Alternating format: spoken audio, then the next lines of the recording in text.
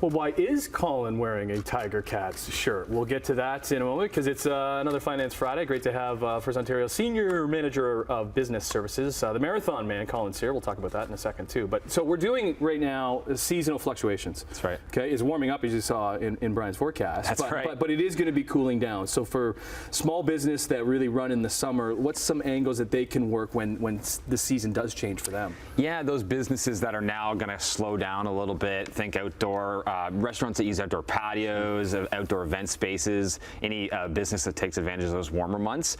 Key for them is really planning ahead. When things are busy, you actually want to set aside a bit of a cash reserve and give yourself a buffer for when things get a little bit slower.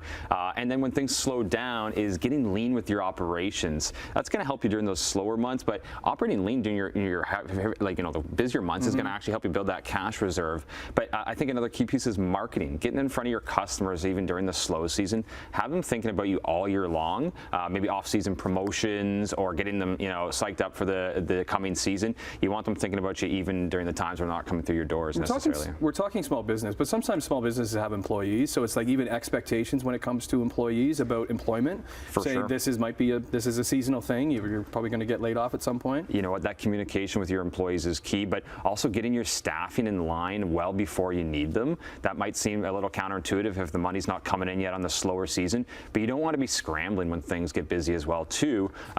That's where credit facilities can come into place and kind of help those upfront expenses to make sure you can hit the ground running. So let's go to the other side then. Let's go to the cold. So the cold weather businesses now that we're getting there and ramping up for the busy season. Yeah, for those businesses, it's getting in front of your customers early, maybe before the season starts. So think indoor sports facilities. They're going to be ramping up. Everybody's playing Ultimate Frizz or whatever it is this winter.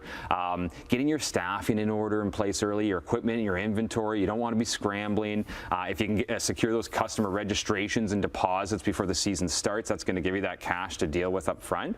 But once again, credit facilities, they can come in place, help you front those costs, and then when the revenues start coming in, you can pay those down, and that's where those things come in handy. Okay, so it's no secret Ticat's been through a tough season. Yeah, unfortunately. No playoffs, last home game this year, but why are you wearing the shirt today? Yeah, I mean, great shirt, great team, tough season, but an even greater cause. So this is in support of the Kemp Care Network. The Kemp Care Network, they're hosting a capital campaign for the Keaton House, which is Paul Paletta's children's hospice. And that's a home away from home for children and families that are working through really serious illnesses. It's a great cause for every shirt that's sold, $30, $5 of that goes towards this campaign. Ticat's got it hosted on their and from the retail store as well as on their website.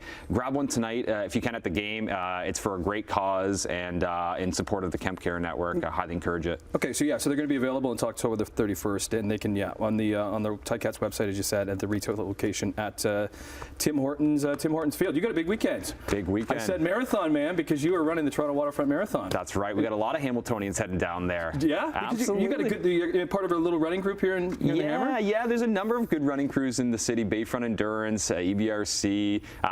There's a running crew for everybody. I highly encourage you to get into that sport if you're socially minded and want to stay active. But a lot of us are heading down to Toronto this weekend for a big day on Sunday. Is this your first one? This is my third marathon. This is your third. That's okay, right. So where are we at right now? Where are we at in training? Are we like running today? Training, we're at the crazy part of training now where you're eating pasta and losing your mind. So I got a breakfast bowl waiting for me off stage, and I'm going to get a good sleep tonight. Sleep tonight, do a little run tomorrow. Spin it out. And then hit the ground running. And then if you see Colin on Monday, he might be walking a little weird because it's the marathon walk, right? That's you have the honor and the privilege of walking that way, Tim. Well, listen, buddy. Good luck. Thank you very much. Appreciate it. Good to see you, and well. great stuff with the cause. Thank you. Email your questions to financefriday@firstontario.com. If your question or topic is selected to be covered on air, you'll receive a gift card from First Ontario.